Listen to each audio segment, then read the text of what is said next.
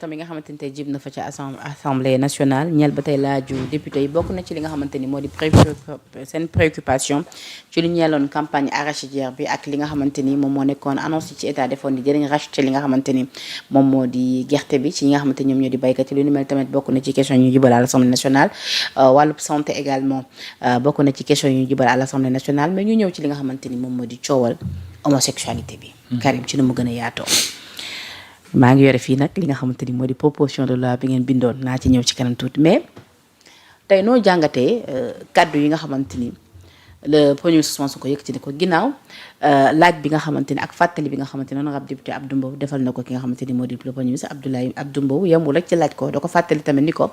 da ngeen waxoon ni bu ngeen toogee di ngeen criminaliser li nga xamante ni moom moo di homosexualité bi le premier ministre nag tontu na ci waaye itamit jàpp na ni tey ji ñi nga xamante ni constat woon nañu ci li nga xamante ni moom moo di xeex bi ba dem ba rappelé sax ki nga xamante ni ñoom ñoo di waa ànd sàmm jikko yi jàpp nañ ni tey ji waaw ñu mel moom am nañ mérite ci li nga xamante ni moom moo di waaye ñi nga xamante ni ñu ngi fi woon te jotuñu ko criminaliser je veux dire APR ak ñi nga xamante ñu ngi fi woon ñooñu amuñ ñi pour di jébbal en tout cas yooyu la laaj benn ñaareel bi tamit bu mu ñëwee dans le fond ci li nga xamante ni moom moo di boobu les questions nee na li nga xamante ni moom moo di durcissement wu peine bi ci lu ñeel li nga xamante ni moom moo di acte contre nature ñu daal di koy firi nag ñoom contrairement à ñi fi nekkoon lu ñu def jàpp nañ tey ji lu ñu mel war a mën a doy sëkk mais yow d'abord laataa muy ñëw ci durcissement bi point par point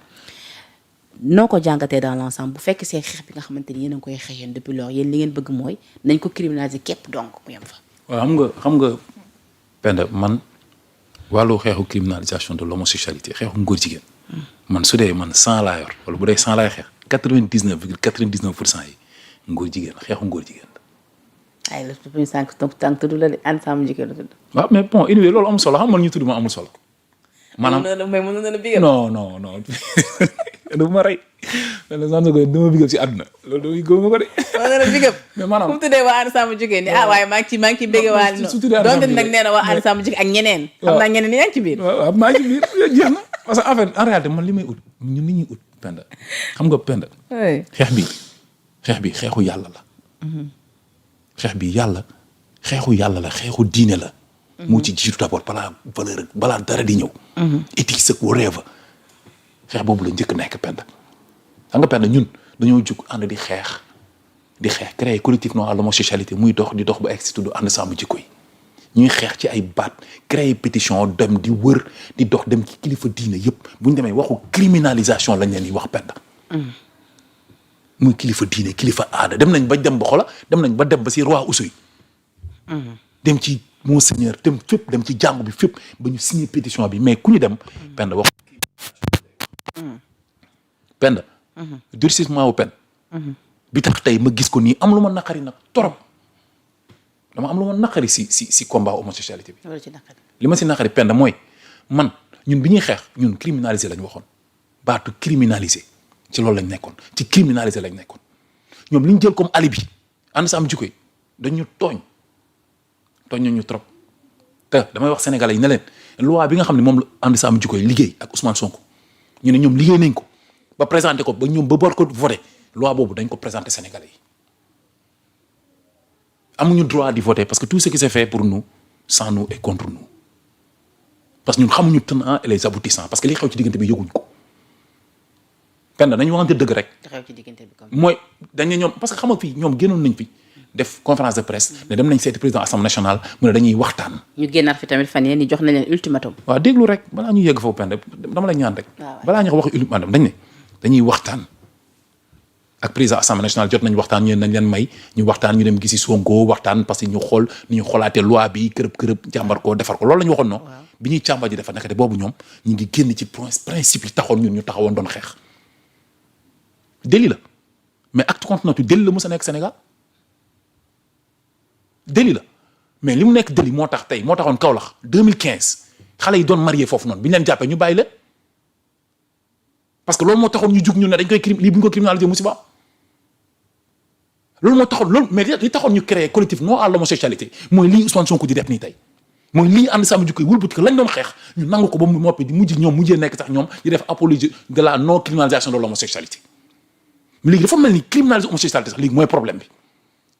wala problème la en réalité foofu la Sénégal mujjee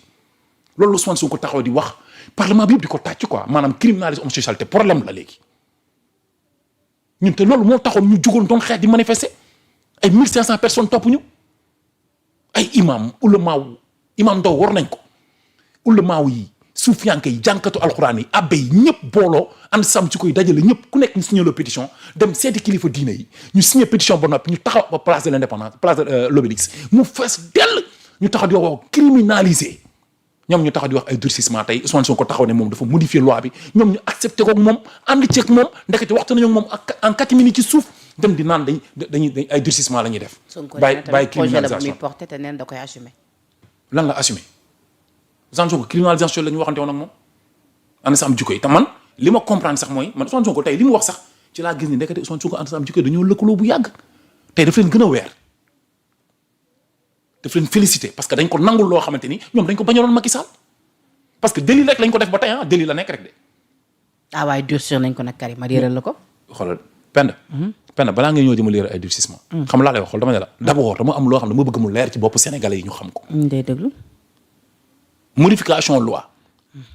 modification loi yi wala durcissement yi maanaam di durcir loi yi est-ce que xam nga ni loolu keneen mën na ñëwaat changer ko Penda loolu mën na nekk wala mënul nekk. mën na nekk. keneen bu ñëwaatee xamuñu ñun tey fi ne nii xamuñu kuy góor jigéen ku dul góor jigéen yàlla moo ñu dimbali rek amuñu ay njiitu góor jigéen dama ko yaakaar tey bu fekkee ni juum nañ comme kaaw yi xew fii nii am na ñoo xam tey suba mënoon nañ xëy di laaj Sénégal nga jox leen ko ndekete ay góor jigéen la am na ñoo xam ñëpp bëggoon nañ leen ci dëkk bi ndekete ay góor jigéen la kenn xamul bu fekkee ni dem nañ ba ñooñu toog ci pouvoir présumé. non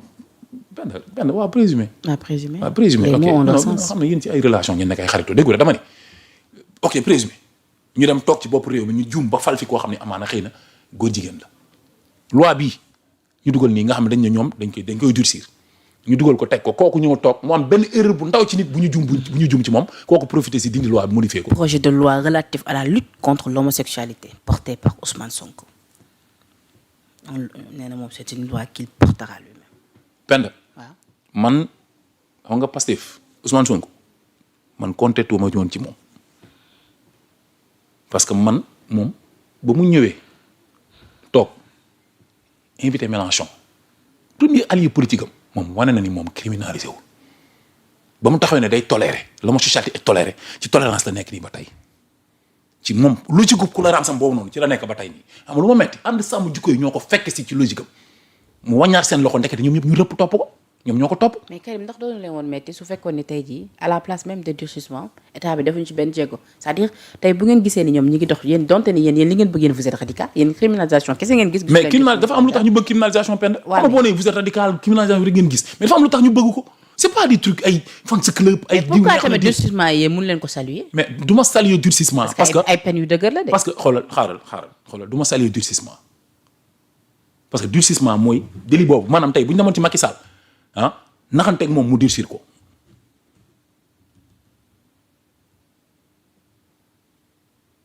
li ñu defal Ousmane Sonko su ko defal Macky Sall mu durcir ko te Macky Sall musul jël benn engagement ne day criminaliser homosexualité ñii dañ koo campagne ba jël pouvoir bi campagne ko ba am majorité assemblée nationale campagne ko wax ko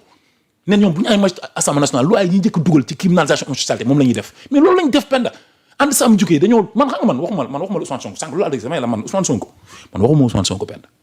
Pastef waxuma Pastef parce que ñoom bu ñu ñëwee toog wane nañ ni ñoom duñu criminaliser ànduñ ci ñoom dañuy tolérer ngóor jigéen dem jëli Mélenchon indi ko Mélenchon ku ne xam nga lan lay représenter France ci wàllu homosexualité